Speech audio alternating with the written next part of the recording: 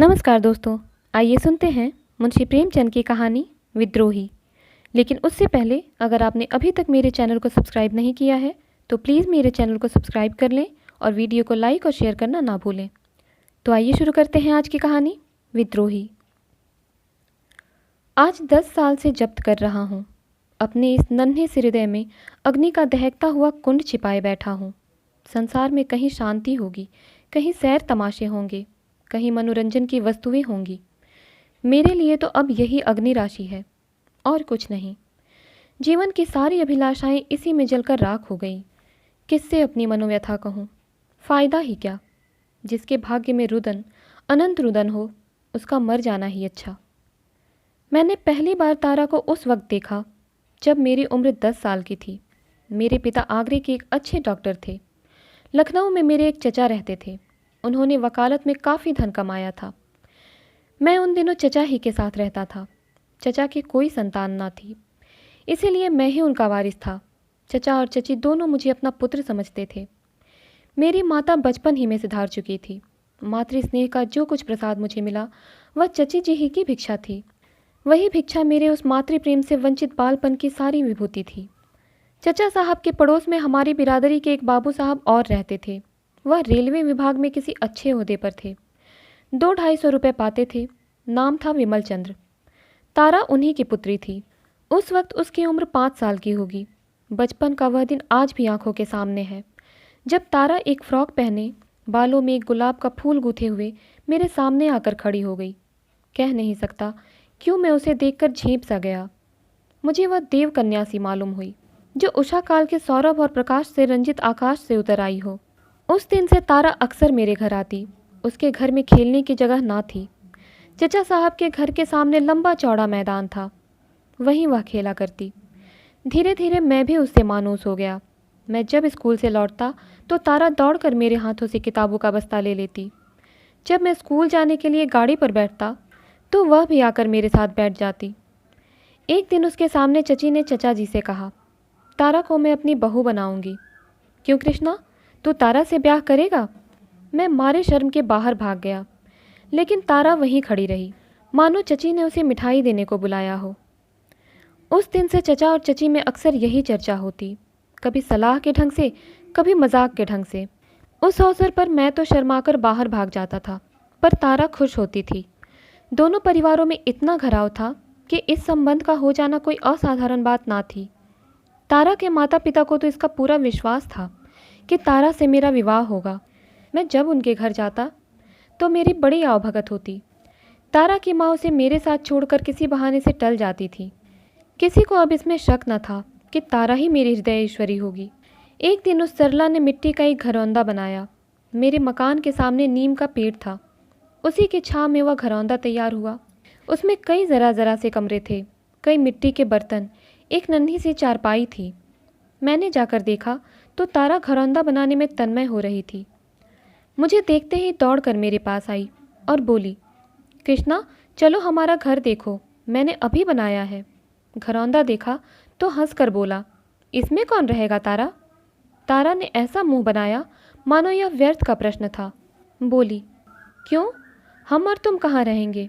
जब हमारा तुम्हारा विवाह हो जाएगा तो हम लोग इसी घर में आकर रहेंगे। वह देखो तुम्हारी बैठक है, तुम यहीं बैठकर पढ़ोगे। दूसरा कमरा मेरा है, मैं इसमें बैठकर गुड़िया खेलूंगी। मैंने हंसी करके कहा, क्यों, क्या सारी उम्र मैं पढ़ता ही रहूँगा और तुम हमेशा गुड़िया ही खेलती रहोगी? तारा ने मेरी तरफ इस ढंग से देखा जैसे मेरी बात नहीं समझी। पगली जानती थी कि ज़िंदगी खेलने और हंसने ही के लिए है। यह न जानती थी कि एक दिन हवा का एक झोंका आएगा और इस घरौंदे को उड़ा ले जाएगा और इसी के साथ हम दोनों भी कहीं से कहीं जा उड़ेंगे। इसके बाद मैं पिताजी के पास चला आया और कई साल पढ़ता रहा। लखनऊ की जलवायु मेरे अनुकूल ना थी, या पिताजी ने मुझे अपने पास रखने के लिए यह बहाना किया था, मैं निश्चय नहीं कह सकता। इंटरमीडिएट तक मैं आगरे ही में पढ़ा, लेकिन चचा साहब के दर्शनों के लिए बराबर जाता रहता था। हर एक तातील में लखनऊ अवश्य जाता और गर्मियों की छुट्टी तो पूरी लखनऊ ही में कटती थी। एक छुट्टी गुजरते ही दूसरी छुट्टी आने के दिन गिने जाने लगते थे। अगर मुझे एक दिन की भी देर हो जाती तो तारा का पत्र आ पहुँचता। बचपन के उस सरल प्रेम में अब जवानी का उत्साह और उन्माद था। वे प्यारे दिन क्या भूल सकते हैं? वही मधुर स्मृतियाँ अब इस जीवन का सर्वस्व है। हम दोनों रात को सबकी नज़रें बचाकर मिलते और हवाई किले बनाते। इससे कोई यह न समझे कि हमारे मन में पाप था, कदापि नहीं। हमारे बीच में एक भी ऐसा शब्द, एक भी ऐसा संकेत ना आने पाता जो हम दूसरों के सामने ना कर सकते, जो उचित सीमा के बाहर होते। यह केवल वह संकोच था जो इस अवस्था में हुआ करता है। शादी हो जाने के बाद भी तो कुछ दिनों तक स्त्री और पुरुष बड़ों के सामने बातें करते ले जाते हैं। हाँ, जो अंग्रेजी सभ्यता के उपासक हैं उनकी बात मैं नहीं चलाता। वे तो बड़ों के सामने आलिंगन और चुंबन तक करते हैं। हमारी मुलाकातें दोस्तों की मुलाकातें होती थीं। कभी ताश की बाजी होती, कभी साहित्य की चर्चा, कभी स्वदेश सेवा के मंसूबे बनते, कभी संसार यात्रा के। क्या कहूँ, तारा का हृदय कितना पवित्र था। अब मुझे ज्ञात हुआ कि स्त्री कैसे पुरुष पर नियंत्रण कर सकती है, कुत्सित को कैसे पवित्र बना सकती है। एक दूसरे से बातें करने में, एक दूसरे के सामने बैठे रहने में हमें असीम आनंद होता था। फिर प्रेम की बातों की ज़रूरत वहाँ होती है जहाँ अपने अखंड अनुराग, अपनी अतुल निष्ठा, अपने पूर्ण आत्मसमर्पण का विश्वास दिलाना होता है। हमारा संबंध तो स्थिर हो चुका था, केवल रस्में बाकी थी। वह मुझे अपना पति समझती थी, मैं उसे अपनी पत्नी समझता था। ठाकुर जी का भोग लगाने के पहले थाल के पदार्थों में कौन हाथ लगा सकता है। हम दोनों में कभी कभी लड़ाई भी होती थी और कई कई दिनों तक बातचीत की नौबत ना आती। लेकिन ज़्यादती कोई करे, मनाना उसी को पड़ता था। मैं ज़रा सी बात पर तिनक जाता था। वह हंसमुख थी, बहुत ही सहनशील, लेकिन उसके साथ ही मानिनी भी, परले सिरे की। मुझे खिलाकर भी खुद न खाती, मुझे हंसा कर भी खुद न हंसती। इंटरमीडिएट पास होते ही मुझे फ़ौज में एक जगह मिल गई। उस विभाग के अफसरों में पिताजी का बड़ा मान था। मैं सर्जेंट हो गया और सौभाग्य से लखनऊ ही में मेरी नियुक्ति हुई। मुँह मांगी मुराद पूरी हुई, मगर विधिवाम कुछ और ही षड्यंत्र रच रहा था। मैं तो इस ख्याल में मगन था कि कुछ दिनों में तारा मेरी होगी। उधर एक दूसरा ही गुल खिल गया। शहर के एक नामी रईस ने चचा जी से मेरे विवाह की बात छेड़ दी और 8,000 रुपये दहेज का वचन दिया। चचा जी के मुंह से लार टपक पड़ी। सोचा यह आशातीत रकम मिलती है, इसे क्यों छोड़ूं। विमल बाबू की कन्या का विवाह कहीं न कहीं हो ही जाएगा। उन्हें सोचकर जवाब देने का वादा करके विदा किया और विमल बाबू को बुलाकर बोले, आज चौधरी साहब कृष्णा की शादी की बातचीत करने आए थे। आप तो उन्हें जानते होंगे, अच्छे रईस हैं, 8,000 रुपये दे रहे हैं। मैंने कह दिया है, सोच कर जवाब दूंगा। आपकी क्या राय है, यह शादी मंजूर कर लूं? विमल बाबू ने चकित होकर कहा, यह आप क्या फरमाते हैं? कृष्णा की शादी तो तारा से ठीक हो चुकी है ना? चचा साहब ने अनजान बनकर कहा, यह तो मुझे आज मालूम हो रहा है। किसने ठीक की है यह शादी? आपसे तो मुझसे इस विषय में कोई भी बातचीत नहीं हुई। विमल बाबू ज़रा गर्म होकर बोले, जो बात आज 10-12 साल से सुनता हूँ, क्या उसकी तस्दीक भी करनी चाहिए थी? मैं तो इसे तय समझे बैठा हूँ। मैं ही क्या, सारा मोहल्ला तय समझ रहा है। चचा साहब ने बदनामी के भय से जरा दब कर कहा, भाई साहब, हक तो यह है कि मैं जब कभी इस संबंध की चर्चा करता था दिल लगी के तौर पर, लेकिन खैर, मैं आपको निराश नहीं करना चाहता। आप मेरे पुराने मित्र हैं। मैं आपके साथ सब तरह की रियायत करने को तैयार हूँ। मुझे 8,000 मिल रहे हैं, आप मुझे 7,000 दीजिए, 6,000 ही दीजिए। विमल बाबू ने उदासीन भाव से कहा, आप मुझसे मजाक कर रहे हैं या सचमुच दहेज मांग रहे हैं? मुझे यकीन नहीं आता। चचा साहब ने माथा सिकोड़ कर कहा, इसमें मजाक की तो कोई बात नहीं। मैं आपके सामने चौधरी से बातें कर सकता हूँ। विमल बाबू, आपने तो यह नया प्रश्न छेड़ दिया। मुझे तो स्वप्न में भी गुमान न था कि हमारे और आपके बीच में यह प्रश्न खड़ा होगा। ईश्वर ने आपको बहुत कुछ दिया है, 10-5 हज़ार में आपका कुछ न बनेगा। हाँ, यह रकम मेरी सामर्थ्य से बाहर है। मैं तो आपसे दया ही की भिक्षा मांग सकता हूँ। आज 10-12 साल से हम कृष्णा को अपना दामाद समझते आ रहे हैं। आपकी बातों से भी कई बार इसकी तस्दीक हो चुकी है। कृष्णा और तारा में जो प्रेम है वह आपसे छिपा नहीं है।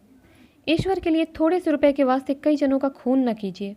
चचा साहब ने धृष्टता से कहा, विमल बाबू, मुझे खेद है कि मैं इस विषय में और नहीं दब सकता। विमल बाबू ज़रा तेज होकर बोले, आप मेरा गला घोट रहे हैं। चचा, आपको मेरा एहसान मानना चाहिए कि कितनी रियायत कर रहा हूँ। विमल, क्यों ना हो, आप मेरा गला घोटे और मैं आपका एहसान मानूं? मैं इतना उदार नहीं हूँ। अगर मुझे मालूम होता कि आप इतने लोभी हैं तो आपसे दूर ही रहता। मैं आपको सज्जन समझता था, अब मालूम हुआ कि आप भी कौड़ियों के गुलाम हैं। जिसकी निगाह में मुरव्वत नहीं, जिसकी बातों का कोई विश्वास नहीं, उसे मैं शरीफ नहीं कह सकता। आपको अख्तियार है, कृष्णा बाबू की शादी जहाँ चाहे करे, लेकिन आपको हाथ न मलना पड़े तो कहिएगा। तारा का विवाह तो कहीं न कहीं हो ही जाएगा, और ईश्वर ने चाहा तो किसी अच्छे ही घर में होगा। संसार में सज्जनों का अभाव नहीं है, मगर आपके हाथ अपयश के सिवा और कुछ न लगेगा।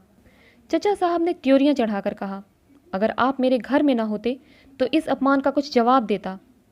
विमल बाबू ने छड़ी उठा ली और कमरे से बाहर जाते हुए कहा, आप मुझे क्या जवाब देंगे? आप जवाब देने के योग्य ही नहीं हैं। उसी दिन शाम को जब मैं बैरक से आया और जलपान करके विमल बाबू के घर जाने लगा तो चची ने कहा, कहाँ जाते हो? विमल बाबू से और तुम्हारे चचा जी से आज एक झड़प हो गई। मैंने ठिठक कर ताज्जुब के साथ कहा, झड़प हो गई? किस बात पर? चची ने सारा का सारा वृतांत कह सुनाया और विमल को जितने काले रंगों में रंग सकी रंगा। तुमसे क्या कहूँ बेटा, ऐसा मुंहफट तो आदमी ही नहीं देखा। हजारों ही गालियाँ दी, लड़ने पर आमदा हो गया। मैंने 1 मिनट तक सन्नाटे में खड़े रहकर कहा, अच्छी बात है, वहाँ ना जाऊँगा, बैरक जा रहा हूँ। चची बहुत रोई चिल्लाई, पर मैं एक क्षण भर भी ना ठहरा। ऐसा जान पड़ता था जैसे कोई मेरे हृदय में भाले भोंक रहा है। घर से बैरक तक पैदल जाने में मुझे 10 मिनट से ज़्यादा न लगे होंगे। बार बार जी झुंझलाता था, चचा साहब पर नहीं, विमल बाबू पर भी नहीं, केवल अपने ऊपर। क्यों मुझ में इतनी हिम्मत नहीं है कि जाकर चचा साहब से कह दूं, कोई मुझे लाख रुपए भी दे तो शादी ना करूँगा। मैं क्यों इतना डरपोक, इतना तेजहीन, इतना दब्बू हो गया? इसी क्रोध में मैंने पिताजी को एक पत्र लिखा और वह सारा वृतांत सुनाने के बाद अंत में लिखा, मैंने निश्चय कर लिया है और कहीं शादी ना करूँगा, चाहे मुझे आपकी अवज्ञा ही क्यों ना करनी पड़े। उस आवेश में ना जाने क्या क्या लिख गया, अब याद भी नहीं। इतना ही याद है कि 10-12 पन्ने 10 मिनट में लिख डाले थे। संभव होता तो मैं यह सारी बातें तार से भेजता। 3 दिन मैंने बड़ी व्यग्रता के साथ काटे, उसका केवल अनुमान किया जा सकता है। सोचता तारा हमें अपने मन में कितना नीच समझ रही होगी। कई बार जी में आया कि चलकर उसके पैरों पर गिर पड़ूं और कहूं, देवी मेरा अपराध क्षमा करो, चचा साहब के कठोर व्यवहार की परवाह ना करो, मैं तुम्हारा था और तुम्हारा हूँ। चचा साहब मुझसे बिगड़ जाएं, पिताजी घर से निकाल दें, मुझे किसी की परवाह नहीं है, लेकिन तुम्हें खोकर मेरा जीवन ही खो जाएगा। तीसरे दिन पत्र का जवाब आया। रही सही आशा भी टूट गई। वही जवाब थी जिसकी मुझे शंका थी। लिखा था, भाई साहब मेरे पूज्य हैं, उन्होंने जो निश्चय किया है उसके विरुद्ध में एक शब्द भी मुंह से नहीं निकाल सकता, और तुम्हारे लिए भी यही उचित है कि उन्हें नाराज़ ना करो। मैंने उस पत्र को फाड़कर पैरों से कुचल दिया और उसी वक्त विमल बाबू के घर की तरफ चला। आह, उस वक्त अगर कोई मेरा रास्ता रोक लेता, मुझे धमकाता कि उधर मत जाओ, तो मैं विमल बाबू के पास जाकर ही दम लेता और आज मेरा जीवन कुछ और ही होता। पर वहाँ मना करने वाला कौन बैठा था? कुछ दूर चलकर हिम्मत हार बैठा, लौट पड़ा। कह नहीं सकता क्या सोचकर लौटा। चचा साहब की अप्रसन्नता का मुझे रत्ती भर भी भय न था। उनकी अब मेरे दिल में ज़रा भी इज्जत ना थी। मैं उनकी सारी संपत्ति को ठुकरा देने को तैयार था। पिताजी के नाराज़ हो जाने का भी डर न था। संकोच केवल यह था, कौन मुंह लेकर जाऊं? आखिर मैं उन्हीं चचा का भतीजा तो हूँ। विमल बाबू मुझसे मुखातिब ना हुए या जाते ही जाते दुत्कार दिया तो मेरे लिए डूब मरने के सिवा और क्या रह जाएगा? सबसे बड़ी शंका यह थी कि कहीं तारा ही मेरा तिरस्कार कर बैठे तो मेरी क्या गति होगी। हाय ओदय तारा, निष्ठुर तारा, अबोधा तारा, अगर तूने उस वक्त 2 शब्द लिखकर मुझे तसल्ली दे दी होती तो आज मेरा जीवन कितना सुखमय होता।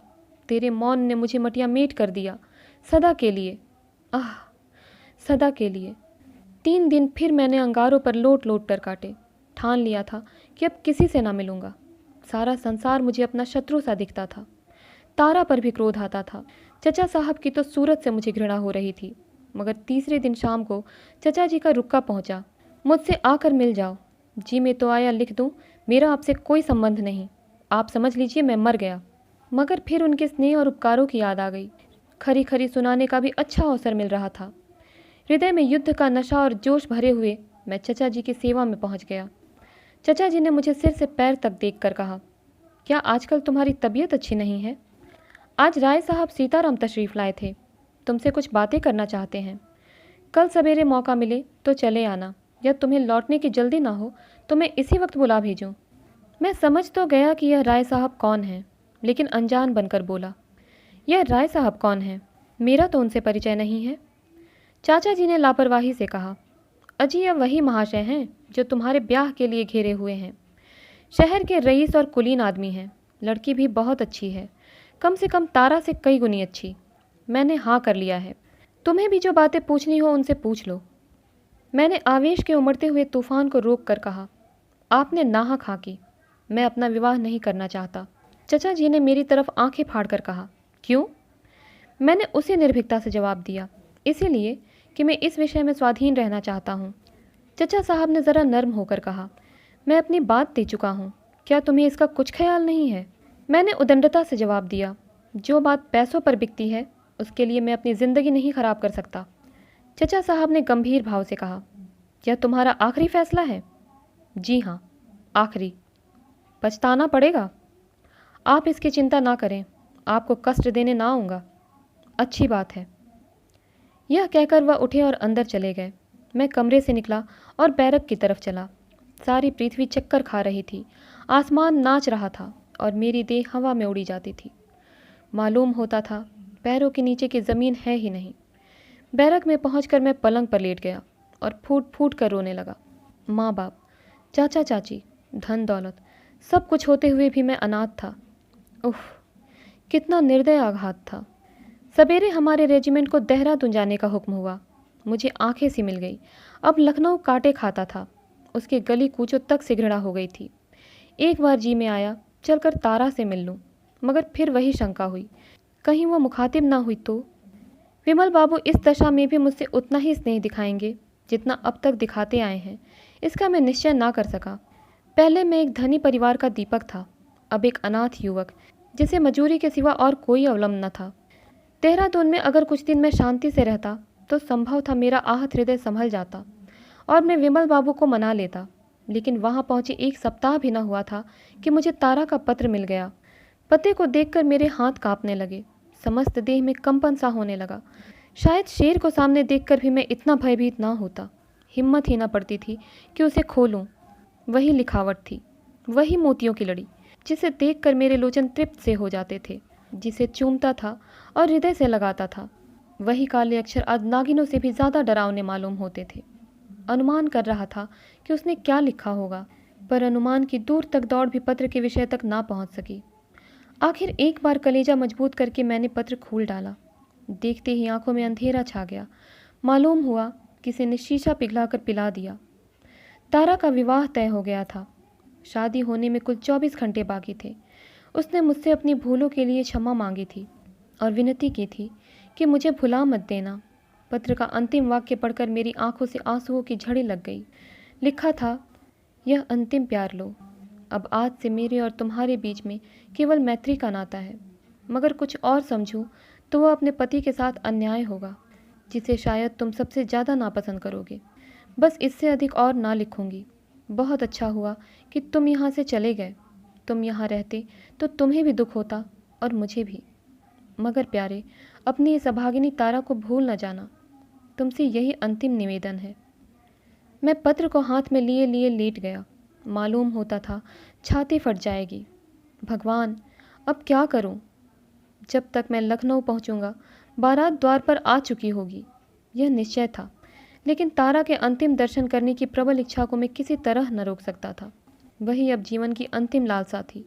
मैंने जाकर कमांडिंग अफसर से कहा, मुझे एक बड़े ज़रूरी काम से लखनऊ जाना है, 3 दिन की छुट्टी चाहता हूँ। साहब ने कहा, अभी छुट्टी नहीं मिल सकती, मेरा जाना ज़रूरी है, तुम नहीं जा सकते। मैं किसी तरह नहीं रुक सकता। तुम किसी तरह नहीं जा सकते। मैंने और अधिक आग्रह ना किया, वहाँ से चला आया। रात की गाड़ी से लखनऊ जाने का निश्चय कर लिया।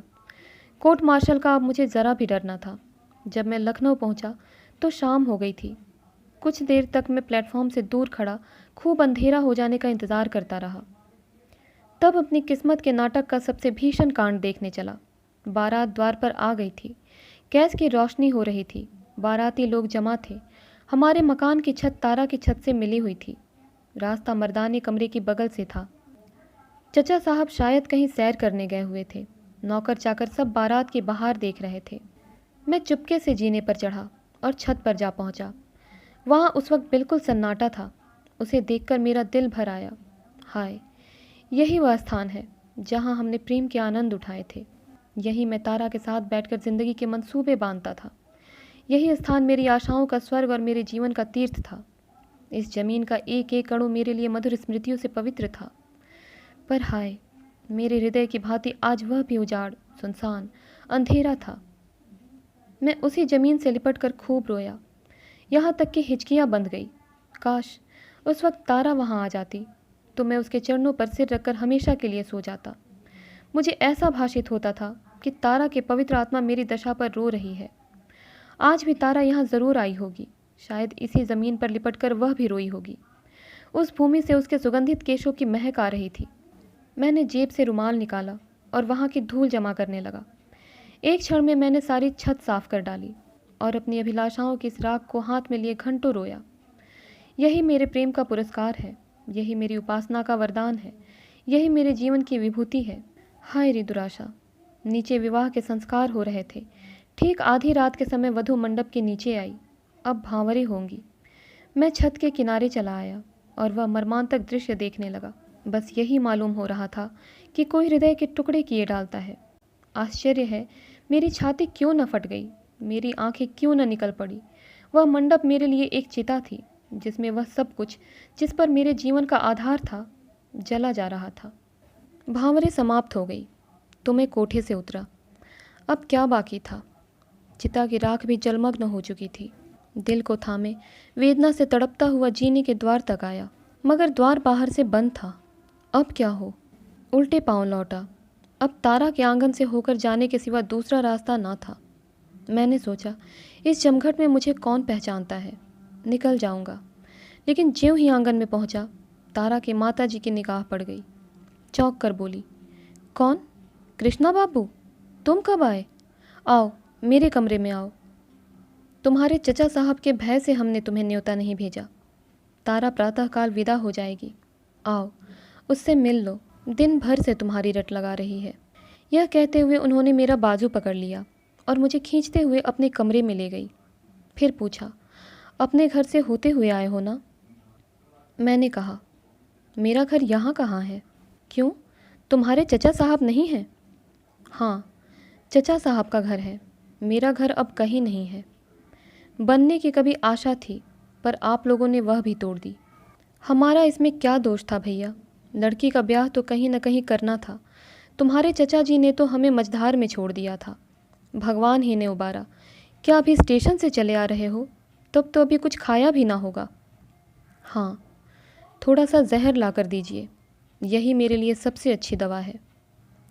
वृद्धा विस्मित होकर मुंह ताकने लगी। मुझे तारा से कितना प्रेम था वह बेचारी क्या जानती थी। मैंने उसी विरक्ति के साथ फिर कहा, जब आप लोगों ने मुझे मार डालने ही का निश्चय कर लिया तो अब देर क्यों करती हैं? आप मेरे साथ यह दगा करेंगी, यह मैं ना समझता था। खैर, जो हुआ अच्छा ही हुआ। चचा और बाप की आंखों से गिरकर मैं शायद आपकी आंखों में भी ना जचता। बुढ़िया ने मेरी तरफ शिकायत की नज़रों से देखकर कहा, तुम हमको इतना स्वार्थी समझते हो बेटा? मैंने जले हुए हृदय से कहा, अब तक तो ना समझता था, लेकिन परिस्थिति ने ऐसा समझने को मजबूर कर दिया। मेरे खून का प्यासा दुश्मन भी मेरे ऊपर इससे घातक वार ना कर सकता। मेरा खून आप ही की गर्दन पर होगा। तुम्हारे चचा जी ने ही तो इनकार कर दिया। आप लोगों ने मुझसे भी कुछ पूछा, मुझसे भी कुछ कहा, मुझे भी कुछ कहने का अवसर दिया? आपने तो ऐसी निगाहें फेरी जैसे आप दिल से यही चाहती थी। मगर अब आपसे शिकायत क्यों करूं? तारा खुश रहे, मेरे लिए यही बहुत है। तो बेटा, तुमने भी तो कुछ नहीं लिखा। अगर तुम एक पुर्जा भी लिख देते तो हमें तस्कीन हो जाती। हमें क्या मालूम था कि तुम तारा को इतना प्यार करते हो। हमसे ज़रूर भूल हुई, मगर उससे बड़ी भूल तुमसे हुई। अब मुझे मालूम हुआ कि तारा क्यों बराबर डाकियों को पूछती रहती थी। अभी कल वह दिन भर डाकिये की राह देखती रही। जब तुम्हारा कोई खत नहीं आया तब वह निराश हो गई। बुला दूं उसे? मिलना चाहते हो? मैंने चारपाई से उठकर कहा, नहीं नहीं, उसे मत बुलाइए। मैं अब उसे नहीं देख सकता। उसे देखकर मैं ना जाने क्या कर बैठूं। यह कहता हुआ मैं चल पड़ा। तारा की माँ ने कई बार पुकारा, पर मैंने पीछे फिर कर भी ना देखा। यह है मुझ निराश की कहानी। इसे आज 10 साल गुजर गए। इन 10 सालों में मेरे ऊपर जो कुछ बीती उसे मैं ही जानता हूँ। कई कई दिन मुझे निराहार रहना पड़ा है। फौज से तो उसके तीसरे ही दिन निकाल दिया गया था। अब मारे मारे फिरने के सिवा मुझे कोई काम नहीं। पहले तो काम मिलता ही नहीं, और अगर मिल भी गया तो मैं टिकता नहीं। ज़िंदगी पहाड़ हो गई है। किसी बात की रुचि नहीं रही। आदमी की सूरत से दूर भागता हूँ। तारा प्रसन्न है। 3-4 साल हुए एक बार मैं उसके घर गया था। उसके स्वामी ने बहुत आग्रह करके बुलाया था, बहुत कस्में दिलाई, मजबूर होकर गया। वह कली अब खिलकर फूल हो गई है। तारा मेरे सामने आई। उसका पति भी बैठा हुआ था। मैं उसकी तरफ ताक ना सका। उसने मेरे पैर खींच लिए। मेरे मुंह से एक शब्द भी ना निकला। अगर तारा दुखी होती, कष्ट में होती, फटे हालों में होती तो मैं उस पर बली हो जाता। पर संपन्न, सरस, विकसित तारा मेरी संवेदना के योग्य ना थी। मैं इस कुटिल विचार को न रोक सका। कितनी निष्ठुरता, कितनी बेवफाई। शाम को मैं उदास बैठा वहाँ जाने पर पछता रहा था कि तारा का पति मेरे पास आकर बैठ गया और मुस्कुरा कर बोला, बाबूजी, मुझे यह सुनकर खेद हुआ कि तारा से मेरे विवाह हो जाने का आपको बड़ा सदमा हुआ। तारा जैसे रमणी शायद देवताओं को भी स्वार्थी बना देती। लेकिन मैं आपसे सच कहता हूँ, अगर मैं जानता कि आपको उससे इतना प्रेम है तो मैं हरगिज़ आपकी राह का कांटा ना बनता। शोक यही है कि मुझे बहुत पीछे मालूम हुआ। तारा मुझसे आपकी प्रेम कथा कह चुकी है।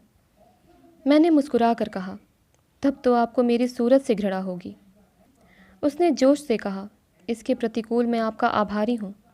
प्रेम का ऐसा पवित्र, ऐसा उज्ज्वल आदर्श आपने उसके सामने रखा। वह आपको अब भी उसी मोहब्बत से याद करती है। शायद कोई दिन ऐसा नहीं जाता कि आपका जिक्र न करती हो। आपके प्रेम को वह अपनी ज़िंदगी की सबसे प्यारी चीज़ समझती है। आप शायद समझते हो कि उन दिनों को याद करके उसे दुख होता होगा। बिल्कुल नहीं, वही उसके जीवन की सबसे मधुर स्मृतियाँ हैं। वह कहती है, मैंने अपने कृष्णा को तुम में पाया है, मेरे लिए इतना ही काफ़ी है।